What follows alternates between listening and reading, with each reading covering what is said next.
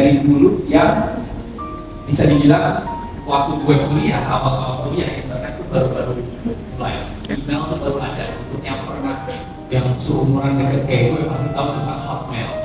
Kalian yang Gen Z kayaknya nggak tahu deh. I know Hotmail. I know Hotmail. Microsoft, tapi itu adalah Gmail pertama, Yeah. right?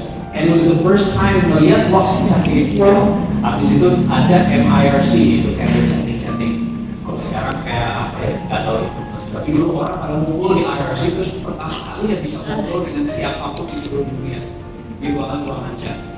Akhirnya berkembang dan karir atau education dan karir saya itu berkembang di antara dua era sebelum internet dan era setelah internet. Dan beruntung kenapa? Karena ketika masuk ke ranah kerja itu untuk pertama kali melihat perubahan dari cara bekerja sebelum akses informasi itu gampang didapat dan setelahnya. Mungkin untuk banyak dari kalian yang sudah hidup di era yang serba untuk siapapun dan bangsa. Jadi ini adalah mungkin gambaran tetap dari dulu sampai sekarang, pelajaran-pelajaran yang bisa diambil dan harapannya mempersiapkan kalian untuk apapun jenjang karir ke depan. Mau baik sama kita atau nanti tempat lain, apapun itu yang diharapkan adalah kalian bisa berkontribusi. Karena orang-orang yang punya privilege seperti kalian itu bisa berkontribusi di level tertinggi itu kalian. Jadi ini sebuah kewajiban untuk memanfaatkan momen-momen ini untuk mengubah situasi, baik itu situasi keluarga, teman, situasi lingkungan, dan mungkin anak muda lain untuk bisa harapannya apa yang didapat di sini juga kalian bisa sharing dengan orang-orang lain. Nah, then your larger family, then community, country, and then the world. Spiritual adalah artinya yang menjadi akar. Nah sekarang mau tanya, kalau bunga dipotong sininya atau dipotong sininya masih berkembang, masih bisa berkembang. Masih. Tetapi kalau dicabut akarnya masih bisa berkembang. That's the point. Your spiritual purpose adalah it's the soil that produces the stem and your aesthetic beauty in the physical. Mental itu bergantung sama spiritual dan ini juga ditopang oleh ini. Tetapi dasarnya it's your spiritual purpose. Kalau kalian tidak punya spiritual purpose, akhirnya cuma selfie-selfie di cafe every day. And if something happens in your life, tiba-tiba selfie-selfiean can't make you money anymore. What are you gonna do? Itu kayak bunga tanpa akar. So build your roots. Kalau buat bedroom ya fondasinya dulu.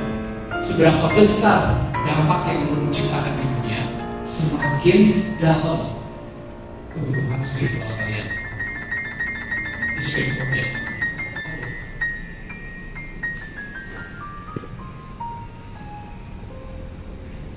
And that's really it.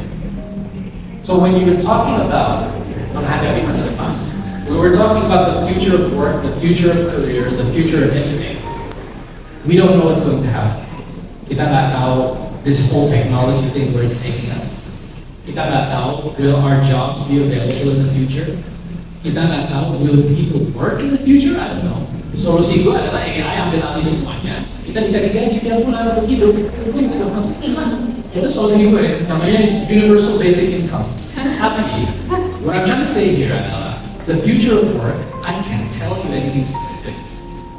Lo harus belajar ini. Lo harus belajar ini. Lo harus belajar orang terus tadi. No, it's not specific. My answer for you adalah focus on yourself. Focus on the soft skills that you can develop. Focus on memperluas tingkat kendali. The things you can control itu kan ada, tapi lu bisa memperluas lingkar kendali lu. Dan dari situ, pastikan lu punya tujuan besar. Hidup lu ini kan nggak sampai kapan sih di dunia? Ya nggak lama-lama amat lah. Sampai I'm just kidding. It is Tapi intinya adalah make your goal clear. Dan sebagai orang Muslim itu enak, gampang ditata semua. Ya. Right? Checkpoint sudah ditata, Ya. ujung-ujungnya juga udah ditata, udah clear. Right? So make sure you know your end goal, dan lu selalu ingat, dan make sure lu punya checkpoint.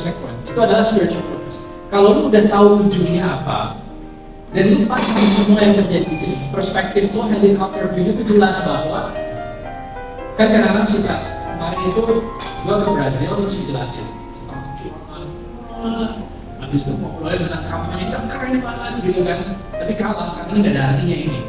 Besoknya ada orang dari Nigeria dia bilang, saya tuh kaget,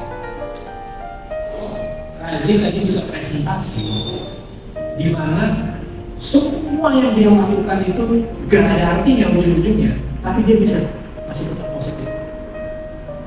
Dia nanya, karena dia nggak paham. But it's actually quite simple. Kalau if you have a spiritual purpose that's clear, and you're clear di sininya, apapun yang terjadi itu ada hikmahnya gitu. Like, gue tiba-tiba besok sakit. Jawab ya. Amit-amit. And then I can't do this again. I can't be out of bed anymore. Alhamdulillah. In the big picture, right? In the big picture, bener nggak sih kalau kita sakit? Dia correct me if I'm wrong. Kalau kita merasakan, misalnya itu gue, ya jangan gue yang bercubit, dia yang bercubit gitu ya. Dia yang bercubit. I take a needle or I take a knife and tancapin di tangan lo. Ya gue dosa, tapi dosa lo berkurang nggak? Berkurang. Rasa sakit apapun, this is the great thing. Ya. Yang menurut gue, it's amazing. Allah itu kalau lo merasakan rasa sakit apapun, mental, spiritual, ya sama jangan ya. No, but if you feel Anxiety. pain, if you feel pain, itu adalah mercy. Ya. Lo sedang kayak, ini banyak banget dosanya. Gue bikin sakit aja deh, gue kasihan sama lo. Paham nggak? Nah kalau lo gak punya perspektif itu, lo akan kenapa ya Allah bikin gue sakit? If you have that long-term perspective, you're like, alhamdulillah ya Allah. You're reminding me, right? And we're going through so many difficult things. Relationships, love of life, parents, family, co-workers, manusia Indonesia pada umumnya. Okay, guys, all in. We're dealing with this stupidity on a scale yang bikin kita, it's just so bad, you know.